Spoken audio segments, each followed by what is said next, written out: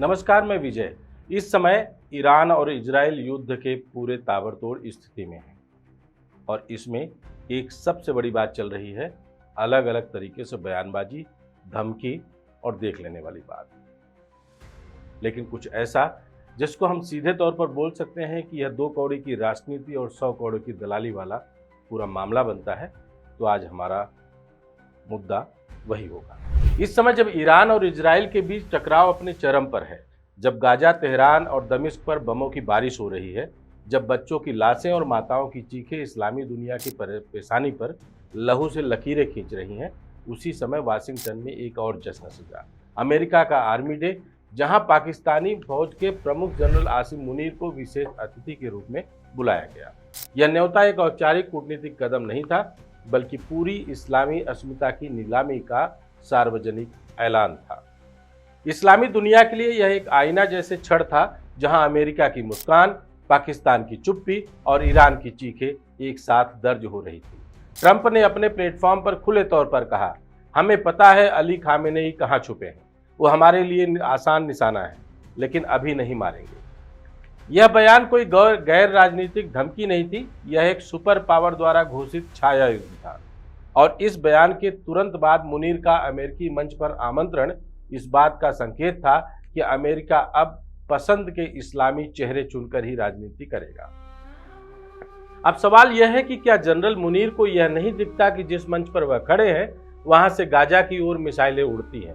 क्या उन्हें इस बात का भान नहीं कि अमेरिकी बमों ने ही इस्लामी भूगोल को चिथड़ा चिथड़ा कर दिया है? या फिर वह इस भ्रम में है कि अमेरिका के साथ खड़े होकर वह किसी रणनीतिक लाभ की प्रतीक्षा कर सकते हैं? सच्चाई यह है कि मुनीर जैसे फौजी अब कूटनीति के मोहरे नहीं है, अमेरिका के सार्वजनिक ब्रांड एम्बेसडर बन चुके हैं, जो मुसलमानों के रक्त से सना हुआ स्वार्थ दिखाकर मंचों पर मुस्कुराते हैं। इस्लामी देशों का यह मौन, यह नैतिक पतन और यह दिखावटी संप्रभुता अब पूरी तरह से जग जाहिर हो चुकी है। आज अगर गाजा जल रहा है और OIC महज प्रेस बयान जारी कर कह रहा है, तो यह इस बात का प्रमाण है कि इस्लामी विश्व नेतृत्व अब अमेरिकी लॉबी के सामने साष्टांग है। पाकिस्तान, जो खुद को इस्लामी दुनिया की आवाज़ कहता है, वह अब न अमेरिका से सवाल करता है, न अपने आप से या अपने विवेक से। यह सिर्फ एक विदेशी न्योते की बात नहीं है, यह पाकिस्तान की विदेश नीति के आत्मसमर्पण की पुष्टि है। यह वही देश है जिसने अफगानिस्तान में अमेरिका के लिए जिहाद पैदा किया और बाद में उसी आतंकवाद से खुद को ही जख्मी कराया। यह वही मुल्क है जो कभी चीन की गोदी में बैठता है तो कभी अमेरिका के दस्तरख्वान पर पंखा झलता है। इस घटनाक्रम का भारत से क्या सरोकार? बहुत गहरा। भारत को यह समझना होगा कि दक्षिण एशिया की भू राजनीतिक बिसात पर अमेरिका पाकिस्तान को फिर से मोहरा बना रहा है।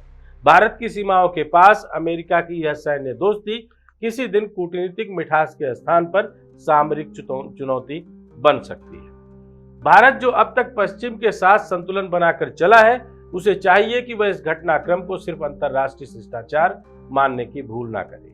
भारत को यह स्पष्ट संकेत लेना होगा कि अमेरिका का एजेंडा अब यह नहीं कि वह मध्य पूर्व में स्थिरता चाहता है, बल्कि यह कि वह अपने हितों के लिए स्थानीय दरबारी तैयार कर रहा है।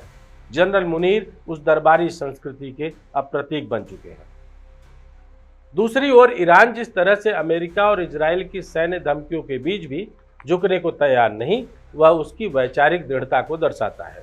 अली खामेनेई का बयान, हम इजराइल को सबक सिखाएंगे चाहे इसकी कीमत कुछ भी हो, उनकी आस्था और स्वाभिमान का संकेत है। कुल मिलाकर आज ऐसा लग रहा है कि मानो इराक का सद्दाम हुसैन फिर से खड़ा हुआ हो। अमेरिका ने अगर खुलेआम धमकी दी तो ईरान ने भी सार्वजनिक रूप से जंग का ऐलान कर दिया, लेकिन पाकिस्तान ने महज तस्वीर खिंचवाई और अमेरिकी भोज में शरीक हुआ। जनरल मुनीर को अगर थोड़ी भी इस्लामी जमीर की परवाह होती तो वह इस निमंत्रण को न सिर्फ अस्वीकार करते, बल्कि अमेरिका को यह स्पष्ट संदेश देते कि किसी युद्धरत समय में इस्लामी लहू की कीमत पर किसी भोज का हिस्सा वो नहीं बन सकते। लेकिन नहीं, पाकिस्तान का नेतृत्व अब कूटनीति नहीं, प्रायोजित दिखावा बन गया है, या यूं कहें कि अपने आप को हर उन बड़े देश और राष्ट्रमंडल के बीच में रखने का खेल खेल रहा है जहां वह खुद अपने आप को महफूज समझ सके।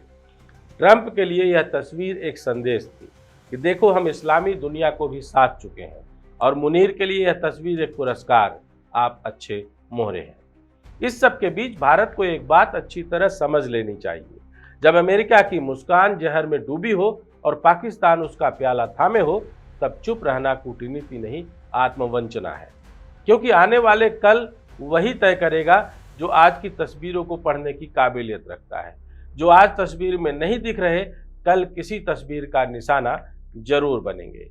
हमारी कूटनीति, हमारी विदेश नीति अलग, लेकिन हमारे अपने राष्ट्रपरायण नीतियों को शायद समझने और उसको समझाने में इन दलाली भरे दुनिया से थोड़ा दूर रखकर भारत की जमीन से, भारत के लोगों के साथ जुड़कर सोचना जरूर होगा। नमस्कार, जय हिंद, जय भारत।